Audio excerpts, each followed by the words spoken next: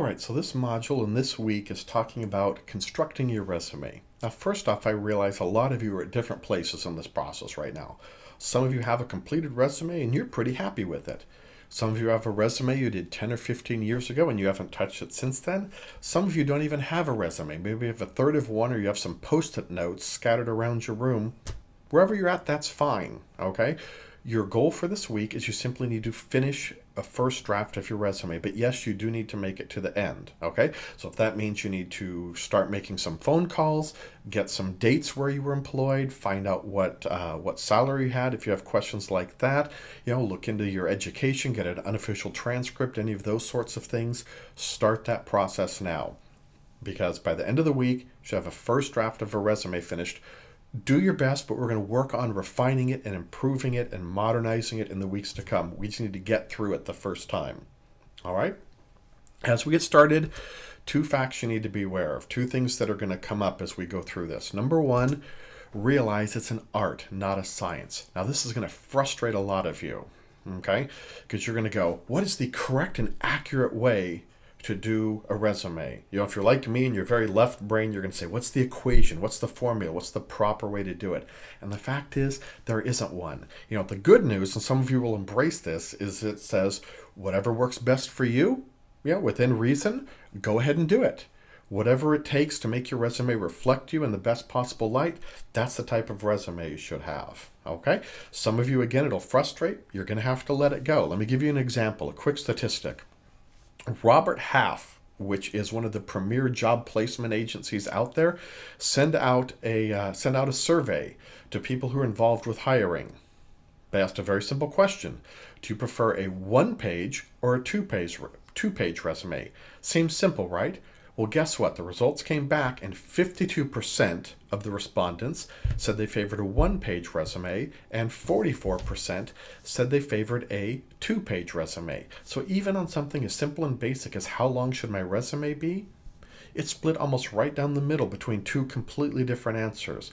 So realize, find the resume that works best for you. Also understand, someone out there is not going to like your resume. There's no way to avoid it. Just do the best job that you can, and we're going to be fine with that.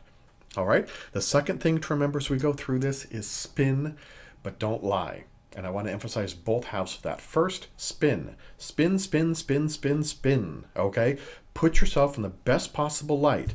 Make yourself look as good as possible.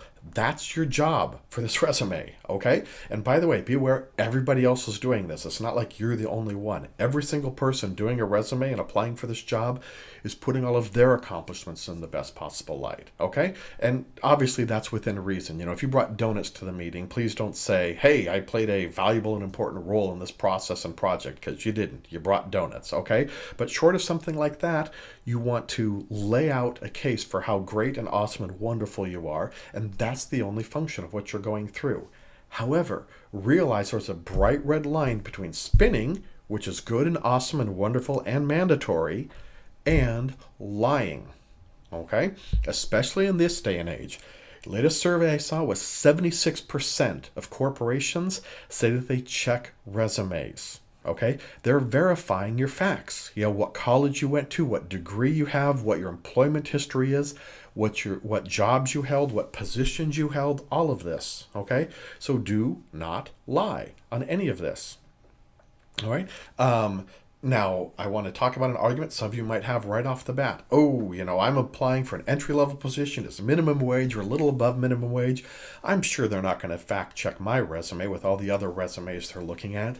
You know what? First of all, you might be wrong, because a lot of people check resumes. But even if you're right, let me ask you a question. What happens if you get promoted?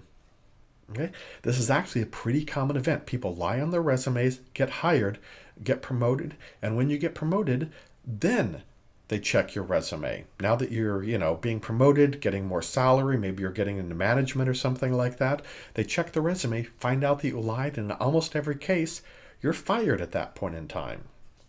Okay, don't believe me? Here's some examples. Okay, this is Marilee Jones. She was the dean of admissions at MIT, had been there a long time. They found out she lied on her resume. They fired her on the spot that afternoon, basically. Here's George O'Leary. He was the head coach at Notre Dame University. He was the head coach for a grand total of 5 days. Again, they found out he lied on his resume and he was let go immediately. This is Scott Thompson. He was named the CEO of Yahoo. And immediately upon his hiring, people went over his resume and found out that he had lied on it. He was let go immediately. Okay? So I'm not saying don't lie because it's wrong. That's a discussion for you and your mom or for you and your priest and rabbi or whoever to have. That's not what I'm talking about. I'm saying don't lie from a simple cost benefit analysis. The potential cost greatly outweighs any benefit to it. All right, so end of lecture. Sorry about that. Had to be said. Let's move on to something more positive. Mandatory parts of a resume. In other words, what do I have to include on this resume to keep it from being thrown away immediately? Well, the first one's obvious, contact info. We love you. We want to call you in for an interview. We'd better have a way of contacting you. Number 2, a summary section. Okay, we'll talk about this a lot more later on, but what we're basically doing is you're going to take your entire history, whether it's work history, educational history, summarize your 20, 30, 40, 50 years on this planet and do it in about a quarter to a half a page. Because the fact is, I don't want to read your entire resume. I'm not going to do that. I've got too many resumes to read. So give me the summary section that summarizes your accomplishments, your achievements, what you've done, and then I'll decide if I want to read the rest of the resume or not. By the way, if I don't like your summary section, I'm not reading the rest of the resume. So make sure you do a good job on this. All right, number 3, work experience. Notice I put work in parentheses, okay, because it can be other things, okay? It can be employment. It can certainly be military experience. For those of you who are homemakers, that would be included.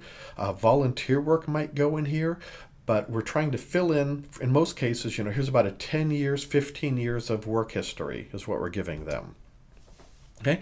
And then the last section is education, all right? And this is a great example of it's an art, not a science thing. If we've got a person, let's take the two extremes, someone who has a PhD from Harvard, well, obviously that would be at the top of the resume. That might be the very first line of their resume, okay? Or really close to it. On the other hand, if we have someone who dropped out in 9th grade to go work on the family farm, first off, no shame in that, all right?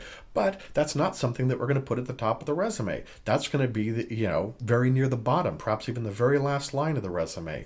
But it still has to be included, even if it's not good. You have to include your educational history, okay? So this is what has to be on a resume. What else can we put in here? There's a lot of things. Military experience, if you have that you obviously want to include that. Something called KSAs, to which I'm sure a lot of you are going, what the heck's a KSA? KSA stands for knowledge, skills, and abilities.